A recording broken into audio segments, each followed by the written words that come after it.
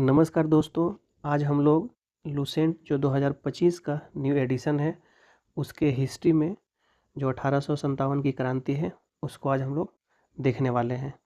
तो चलिए इसको शुरू करते हैं। ये आने वाले एग्ज़ाम के लिए बहुत ही इम्पोर्टेंट है। आपको पता होगा जो भी एग्ज़ाम हो, कॉम्पिटिटिव एग्ज़ाम वनडे जिसमें हिस्ट्री पूछता है उसमें मॉडर्न का वेटेज काफ़ी रहता है, तो इसलिए इसे आप एक बार ज़रूर देखें एक रिवीजन के तौर पे। तो देर न करते हुए शुरू करते हैं।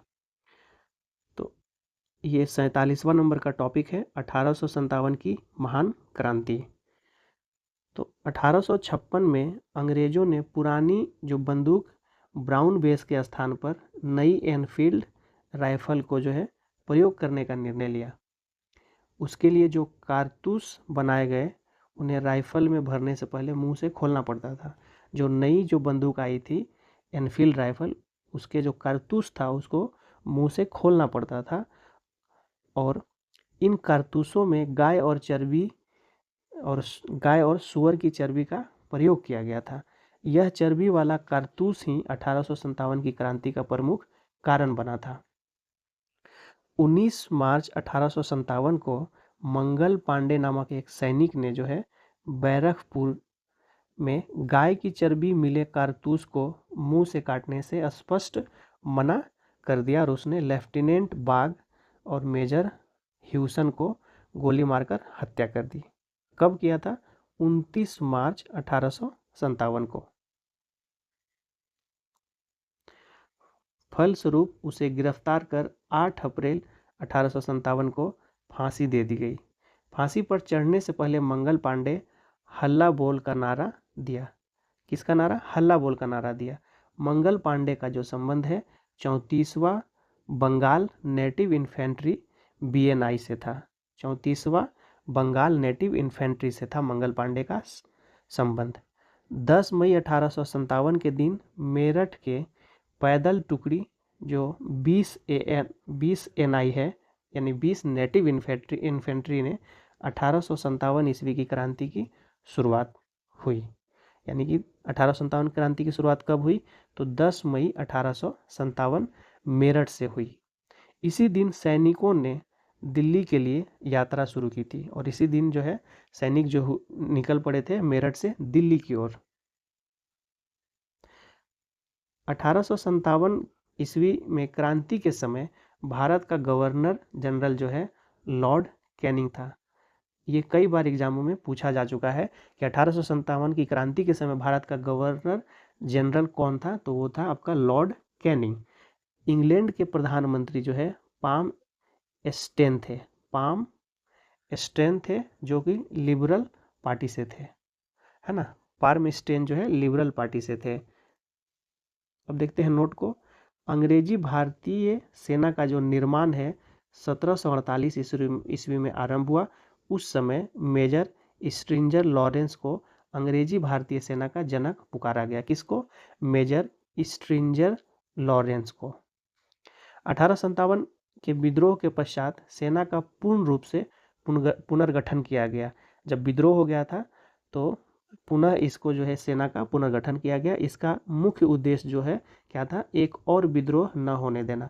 यानी अंग्रेज नहीं चाहते थे कि दोबारा इस तरह का विद्रोह हो, इसलिए उन्होंने सेनाओं का पुनर्गठन किया। और पुनर्गठन के लिए इसके लिए स्थापित पील कमीशन की रिपोर्ट पर सेना में जो है पील कमीशन बनाया गया था नए सिरे से सेनाओं का पुनर्गठन करने के लिए। और ये जो रिपोर्ट आया था तो सेना में भारतीय सैनिकों की तुलना में यूरोपीय सैनिकों का जो अनुपात को जो है बढ़ा दिया गया था। यानी पहले यूरोपीय सैनिक कम होते थे, लेकिन अब जो है पील आयोग के रिपोर्ट के अनुसार अब उनकी संख्या बढ़ा दी गई यूरोपीय सैनिकों की। उच्च सैनिक पदों पर अब भारतीयों की नियुक्ति पूर्ण रूप से प्रतिबंधित कर दी गई, जो पहले से ही प्रतिबंधित थी। पहले भी नहीं दिया जाता था भारतीयों को उच्च पद, लेकिन अब तो बिल्कुल भी नहीं दी जाएगी। बंगाल की सेना में यूरोपीय व भारतीय सैनिकों का जो अनुपात है 1:2 रखा गया, ठीक है, जबकि बम्बई मद्रास में 2:5 में रखा गया। यानी कि बंगाल में जो है अगर एक अंग्रेज है तो उस पर 2 भारतीय सैनिक, और बम्बई मद्रास में क्या था कि 2 यूरोपीय सैनिक थे तो 5 भारतीय थे। अब देखिए 1857 की क्रांति के बारे में इतिहासकारों का क्या मत है। तो यह भारत का प्रथम स्वतंत्रता संग्राम था। किसने कहा? तो बी.डी. सावरकर ने। कई बार एग्जाम में पूछा, एकदम मोस्ट इंपॉर्टेंट है ये। यह राष्ट्रीय विद्रोह था। किसने कहा? तो डिजराइली ने कहा कि यह राष्ट्रीय विद्रोह था। यह पूर्णतया सिपाही विद्रोह था। किसने कहा? तो यह कहा है सर जॉन लॉरेंस और सीले ने। सर जॉन लॉरेंस और सीले ने क्या कहा? यह पूर्णतया सिपाही विद्रोह था। यह अंग्रेजों के विरुद्ध हिंदू एवं मुसलमानों का षड्यंत्र था। किसने कहा? यह कहा जेम्स आउटरम डब्ल्यू टेलर ने। क्या कहा? यह अंग्रेजों के विरुद्ध हिंदू एवं मुसलमानों का षड्यंत्र था। किसने कहा? जेम्स आउटरम डब्ल्यू टेलर ने। बर्बरता तथा सभ्यता के बीच युद्ध था। किसने कहा? टी.आर. होम्स ने कहा कि बर्बरता और सभ्यता के बीच युद्ध था। यह धर्मांधों का ईसाइयों के विरुद्ध युद्ध था। किसने कहा? ये कहा है L.E.R. रीज ने कहा है। रीज ने क्या कहा है? कि यह धर्मांधों का ईसाइयों के विरुद्ध युद्ध था। बिहार, अवध, अन्य उन स्थानों के व्यक्तियों को जिन्होंने 1857 की क्रांति में भाग लिया था, गैर लड़ाकू घोषित किया। यानी 1857 की क्रांति में जिन जिन सैनिकों ने भाग लिया था, उस क्षेत्र के सैनिकों को गैर लड़ाकू घोषित कर दिया गया और सेना में उनकी संख्या को भी कम कर दिया गया। तथा सिख, गोरखा, पठानों को जिन्होंने 1857 की क्रांति को दबाने में अंग्रेजों की मदद की थी, उनको जो है लड़ाकू जातियां घोषित की गई और उन्हें बड़ी संख्या में सेना में भर्ती किया गया। किनको? सिखों को, गोरखा और मराठों को। नोट देखते हैं। भारतीयों को सेना में जो है ऊंचे से ऊंचा जो प्राप्त होने वाला पद था वो सूबेदार का था। यानी कि भारतीयों को सेना में सूबेदार से ऊंचा पद नहीं दिया गया था। सबसे ऊंचा पद जो भारतीयों को प्राप्त था वो था सूबेदार का। ह्यूरोज ने लक्ष्मीबाई की वीरता से प्रभावित होकर कहा था कि क्रांतिकारियों में वह एक अकेली मर्द थी। तो किसने कहा था? ह्यूरोज ने कहा था। किसके लिए कहा था? तो ये कहा था लक्ष्मीबाई के लिए। ये एग्जाम में पूछता है। अब हम लोग एक बार इस चार्ट को देखते हैं। इस चार्ट से भी बहुत ही क्वेश्चन आता है। तो ये है 1857 की क्रांति की महान क्रांति के प्रमुख केंद्र कहाँ कहाँ था। तो चलिए इसे देखते हैं। तो जो दिल्ली है, इसमें जो है भारतीय नायक कौन थे? तो बहादुर शाह जफर थे। और इनका जो सैन्य नेतृत्व कौन किया था? तो बख्त खां ने किया था। दिल्ली से बहादुर शाह जफर, नेतृत्व करता बख्त खां। और ब्रिटिश नायक यानी कि विद्रोह को दबाने वाले जो ब्रिटिशर्स थे, कौन था? तो वो था निकलसन एवं हडसन। कौन था? निकलसन एवं हडसन। और निकलसन जो है मारा गया था। अब है कानपुर। तो कानपुर से कौन थे? तो कानपुर से नाना साहब, इनको धुंधु पंत भी और तात्या टोपे थे, जो सैन्य नेतृत्व कर रहे थे। और यहाँ से जो विद्रोह को दबाने के लिए जो अंग्रेज था वो था कैंपबेल था। कौन था? कैंपबेल था। कहाँ पे? कानपुर, कैंपबेल। अब है लखनऊ। लखनऊ में कौन थी? तो लखनऊ से बेगम हजरत महल, है ना, मुहम्मदी खातून भी इनको कहते हैं। यानी कि लखनऊ में कौन थी? तो बेगम हजरत महल। और यहाँ पे कौन था अंग्रेज? तो ये था हेनरी लॉरेंस। ये भी मारा गया था। जिस तरह से निकलसन मारा गया था दिल्ली में, हेनरी लॉरेंस भी मारा गया था। और यहाँ पे कैंपबेल था। यानी कानपुर में भी कैंपबेल था, लखनऊ में भी कैंपबेल था। अब है झांसी। झांसी में है रानी लक्ष्मीबाई। झांसी में है रानी लक्ष्मीबाई। और यहाँ पे जो अंग्रेज था ह्यूरोज था, जिसको अभी थोड़ी देर पहले ही हम लोग क्या देखे? ये देखे थे कि ये इकलौती मर्द थी। अब है इलाहाबाद। इलाहाबाद में कौन था? तो लियाकत अली। इलाहाबाद में कौन? लियाकत अली। और यहाँ पे कर्नल नील था। यहाँ पे कौन था? कर्नल नील था। जगदीशपुर मोस्ट इंपॉर्टेंट है, कुंवर सिंह। जगदीशपुर से कौन थे भारतीय नायक? कुंवर सिंह थे। यहाँ पे कौन अंग्रेज था? तो विलियम टेलर और विंसेंट आयर। विलियम टेलर और विंसेंट आयर था जगदीशपुर में। ठीक है। अगला है बरेली। बरेली में कौन था? तो खान बहादुर खां। खान बहादुर खां जो है कहाँ से लड़े थे? तो बरेली में लड़े थे 1857 की क्रांति में। और यहाँ से जो अंग्रेज था वो था हडसन। बरेली में खान बहादुर खां और अंग्रेज हडसन। अब है फैजाबाद। तो फैजाबाद से कौन थे? तो मौलवी अहमद उल्ला। फैजाबाद से कौन? मौलवी अहमद उल्ला। और यहाँ पे कर्नल नील था। और कर्नल नील हैदराबाद में, इलाहाबाद में भी था कर्नल नील, और फैजाबाद में भी कर्नल नील है। अब है फतेहपुर। फतेहपुर से अजीमुल्ला है और जनरल रेनर्ड है। अब देखते हैं नोट को। तो तात्या टोपे का वास्तविक नाम जो है रामचंद्र पांडुरंग था। इनका क्या नाम था? रामचंद्र पांडुरंग। किनका वास्तविक नाम था? तात्या टोपे का। उन्हें सिंधिया के सामंत जो है मान सिंह ने धोखा देकर पकड़वाया था। कौन पकड़वाया था? तो सिंधिया के सामंत मान सिंह ने पकड़वाया था। किनको? तात्या टोपे, इनको पकड़वाया गया था। और 18 अप्रैल 1859 को शिवपुरी में अंग्रेजों द्वारा इनको फांसी पे लटका दिया गया था।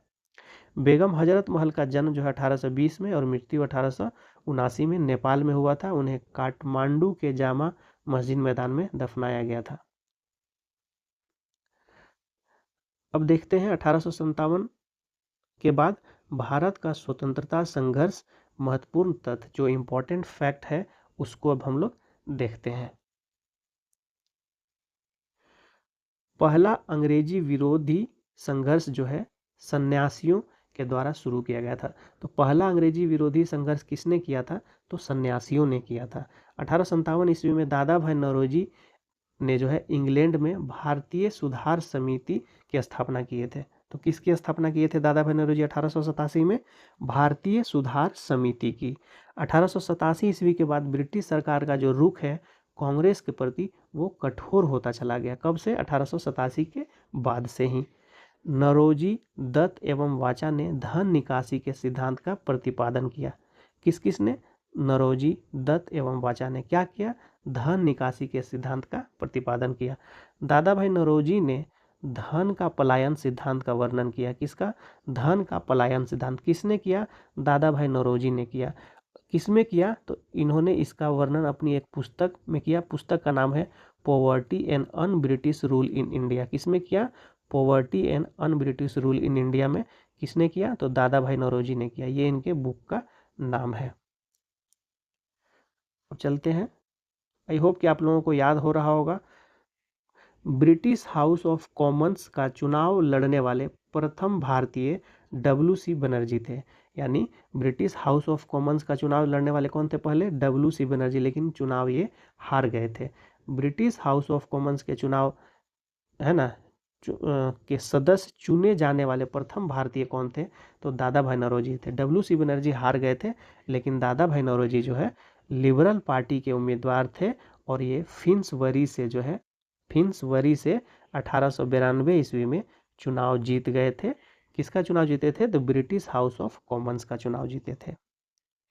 लॉर्ड कर्जन ने 20 जुलाई 1905 को, कब?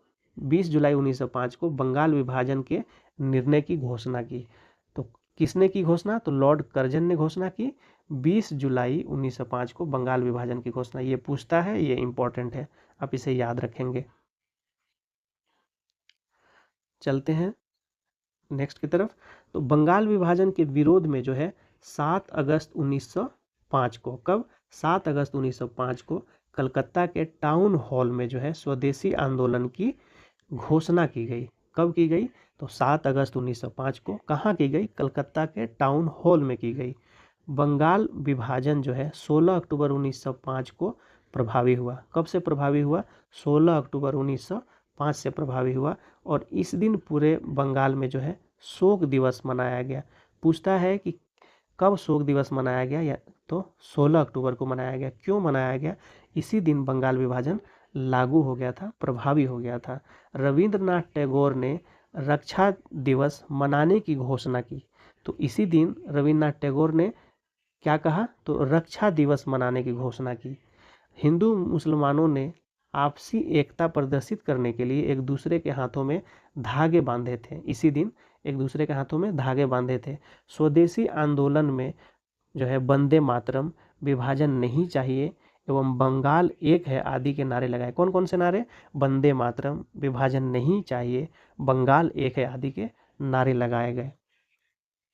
नोट देखते हैं, स्वदेशी आंदोलन का जो विचार है सर्वप्रथम जो है कृष्ण कुमार मित्र के पत्र जो था संजीवनी में 1905 में प्रस्तुत किया गया था। यानी कि स्वदेशी जो आंदोलन का सर्वप्रथम जो विचार जो था किसने दिया था, तो कृष्ण कुमार मित्र ने दिया था। एक पत्र था उनका संजीवनी जो 1905 में प्रस्तुत किया गया था।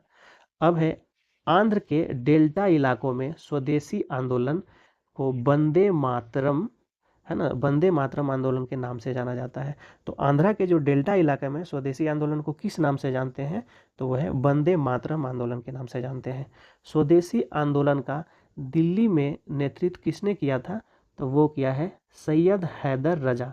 तो स्वदेशी आंदोलन को दिल्ली में किसने नेतृत्व किया, तो सैयद हैदर रजा ने। मद्रास में चिदम्बरम पिल्ले ने किया है और पूना व मुंबई में तिलक ने किया है। पूना मुंबई में तिलक ने किया है। पंजाब में लाला लाजपत राय ने किया है। पंजाब में किसने किया है, लाला लाजपत राय ने किया है। स्वदेशी आंदोलन के दौरान जो है निकाले गए प्रमुख समाचार पत्र जो वंदे मातरम है, अंग्रेजी भाषा का यह समाचार पत्र है या अखबार, यह जो अखबार है अरविंद घोष द्वारा निकाला गया। यानी वंदे मातरम जो अखबार है किसके द्वारा निकाला गया, तो अरविंद घोष के द्वारा निकाला गया। युगांतर बंगाल से ही प्रकाशित यह समाचार पत्र जो है क्रांतिकारी विचारधारा के प्रचार प्रसार के लिए प्रसिद्ध था। युगांतर भी निकाला गया था बंगाल से। द बंगाली यह समाचार पत्र जो है सुरेंद्र नाथ बनर्जी द्वारा प्रकाशित किया गया था। तो द बंगाली किसके द्वारा किया गया था, सुरेंद्र नाथ बनर्जी के द्वारा। अमृत बाजार पत्रिका यह समाचार पत्र जो है शिशिर कुमार घोष और मोतीलाल घोष द्वारा प्रकाशित किया गया था। अमृत बाजार पत्रिका किसके द्वारा, शिशिर कुमार घोष और मोतीलाल घोष के द्वारा प्रकाशित किया गया था। एक और है संध्या, इसका प्रकाशन जो है वारिंद्र कुमार घोष के द्वारा किया गया है। किसके द्वारा, वारिंद्र कुमार घोष के द्वारा किया गया है। 1906 में कलकत्ता में हुए कांग्रेस के अधिवेशन में जो है, अधिवेशन की जो अध्यक्षता है करते हुए दादा भाई नौरोजी ने पहली बार स्वराज की मांग प्रस्तुत की। यानी कि 1906 में जो कलकत्ता का कांग्रेस का अधिवेशन हुआ था जिसकी अध्यक्षता जो है दादा भाई नौरोजी ने की है, पहली बार उसमें जो है स्वराज की मांग की गई, यानी खुद का राज, स्वराज। अब कह रहे हैं कि स्वराज शब्द का पहली बार प्रयोग जो है स्वामी दयानंद सरस्वती ने किया।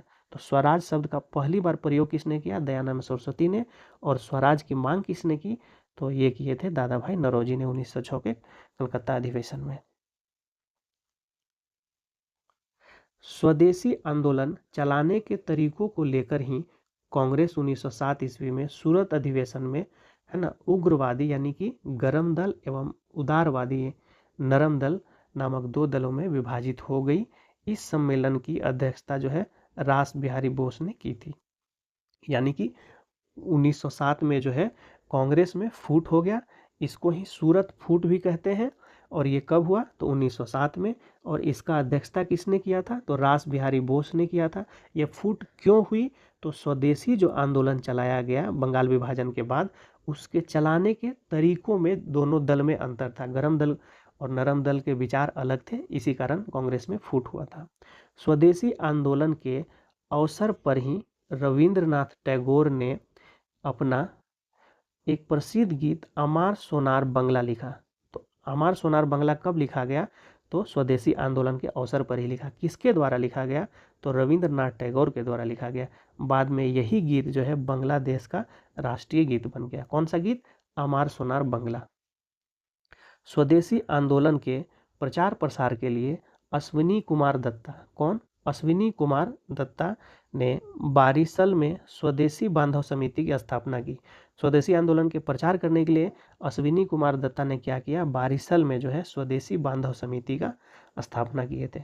अब देखते हैं 1893 ईस्वी का वर्ष जो है एक परिवर्तन बिंदु, यानी 1893 में हुए कुछ महत्वपूर्ण परिवर्तनों को देखते हैं, कौन कौन सा परिवर्तन हुआ था।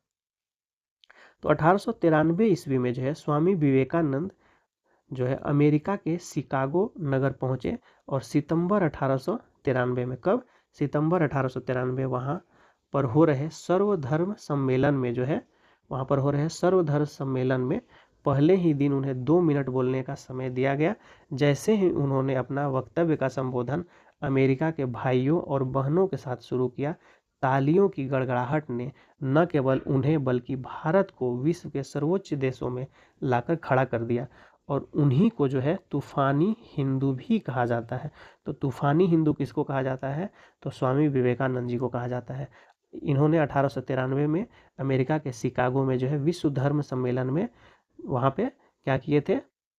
भारत की ओर से प्रतिनिधित्व किए थे और ये इनको तूफानी हिंदू भी कहा जाता है। 1893 ईस्वी में 14 वर्ष के बाद योगी राज अरविंद घोष जो है भारत भूमि पर इनकी वापसी हुई और 1893 ईस्वी में उन्होंने एक लेखमाला न्यू लैम्प फॉर ओल्ड प्रकाशित किया। तो न्यू लैम्प फॉर ओल्ड किसने प्रकाशित किया? तो अरविंद घोष ने किया। ठीक है।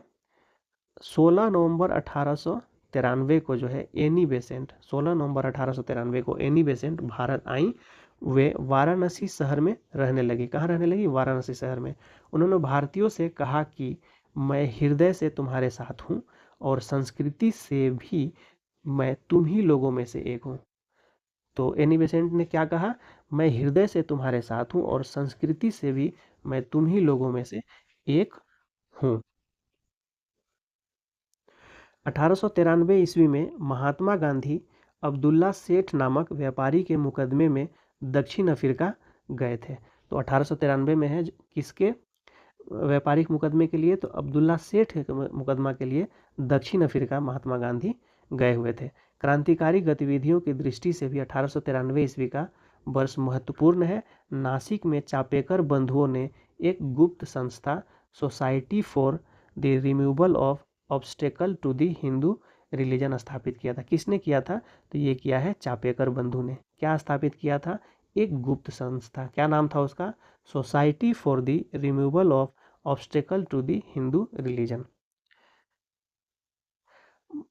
बंगाल में क्रांतिकारियों का पहला प्रमुख संगठन जो है अनुशीलन समिति था। कौन सा था? अनुशीलन समिति था, जिसकी स्थापना 24 मार्च 1903 को हुई थी। तो अनुशीलन समिति का स्थापना कब हुई थी? 1903 में हुई थी। संस्थापकों के अनुरोध पर बैरिस्टर प्रथम नाथ मित्र यानी पी मित्र को इसका नेतृत्व संभाला। इसका जो नेतृत्व संभाले और इसका जो मुख्यालय है वो कहाँ था? कलकत्ता में था। किसका मुख्यालय?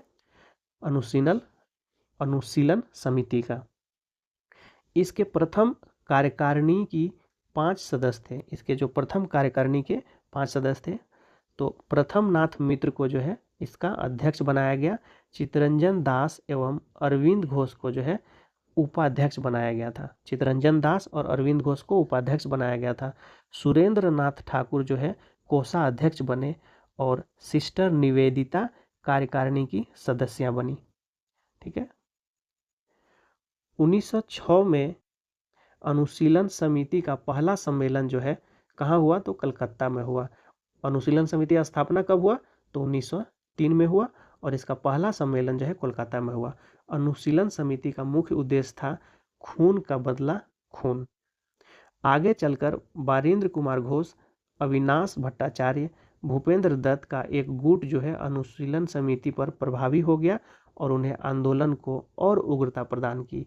इन लोगों ने 1905 में भवानी मंदिर नामक अपनी पहली पुस्तक प्रकाशित की, जिसमें कहा गया था कि क्रांतिकारी राजनीतिक सन्यासी का जीवन तब तक बिताएं जब तक स्वाधीनता प्राप्त न हो जाए। तो किसमें कहा गया था? तो भवानी मंदिर नामक एक पुस्तक में कहा गया था।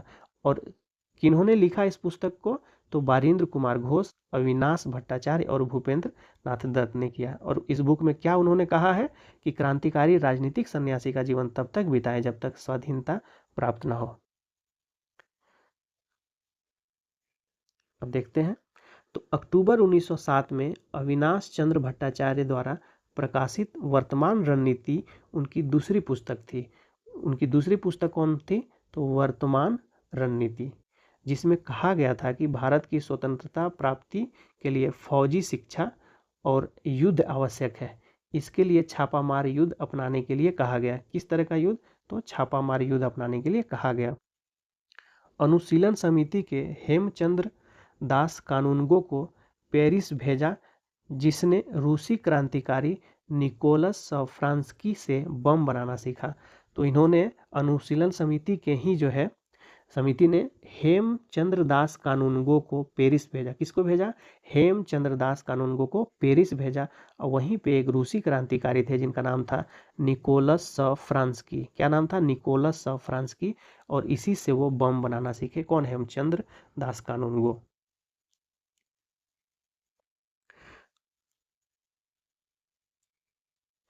वारिंद्र कुमार घोष, भूपेंद्र नाथ दत्त एवं अविनाश चंद्र भट्टाचार्य ने 1906 में युगांतर नामक एक साप्ताहिक पत्रिका प्रकाशित किया।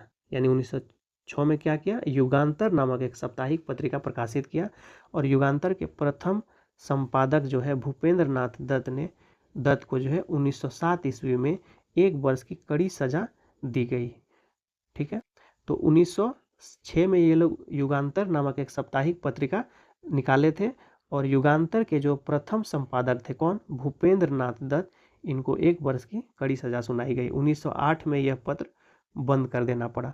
ढाका अनुशीलन समिति की जो स्थापना है पी मित्रा एवं पुलिन दास ने की। तो देखिए उधर जो हम लोग पढ़े थे वो था अनुशीलन समिति, जिसकी स्थापना 1903 में हुई थी। ये है ढाका अनुशीलन समिति, जिसकी स्थापना पी मित्रा और पुलिन दास ने 1904 में किया है ढाका में। ढाका में इसकी लगभग 500 शाखाएं थी। अब देखते हैं 11 दिसंबर 1908 को जो है अनुशीलन समिति को गैर कानूनी घोषित कर दिया गया। यानी 11 दिसंबर 1908 को ही अनुशीलन समिति है उसको गैर कानूनी घोषित कर दिया गया। अब नेक्स्ट चलते हैं। प्रफुल्ल चाकी और खुदीराम बोस ने 30 अप्रैल 1908 को मुजफ्फरपुर के जज जो है किंग्सफोर्ड की हत्या का प्रयत्न किया। यानी किसने किया? तो प्रफुल्ल चाकी और खुदीराम बोस ने किया था। कब किया था? तो 30 अप्रैल 1908 को। कब? 30 अप्रैल 1908 को प्रफुल्ल चाकी और खुदीराम बोस ने मुजफ्फरपुर के जज, किस जज को? तो किंग्सफोर्ड की जो है हत्या करने का प्रयत्न किया। लेकिन हुआ क्या था कि गलती से जो है बम कनेडी के गाड़ी पर गिरा दिया गया। चाह तो रहे थे किंग्सफोर्ड की हत्या करना, लेकिन गलती से वो बम जो है कनेडी के गाड़ी पर गिर गया। और गिरने से क्या हुआ, जिससे 2 महिलाओं यानी प्रिंगले की पत्नी एवं बेटी, जो प्रिंगले की पत्नी और बेटी की क्या हो गई? मृत्यु हो गई। चाकी ने आत्महत्या कर ली और खुदीराम बोस को लगभग 18 वर्ष की अवस्था में 11 अगस्त 1908 को फांसी दे दिया गया। तो 11 अगस्त 1908 को जो है फांसी दे दिया गया था इनको। इनके बारे में थोड़ा सा डिटेल इसको देख लेते हैं। तो खुदीराम बोस हैं, इनका जन्म 1889 में हुआ है।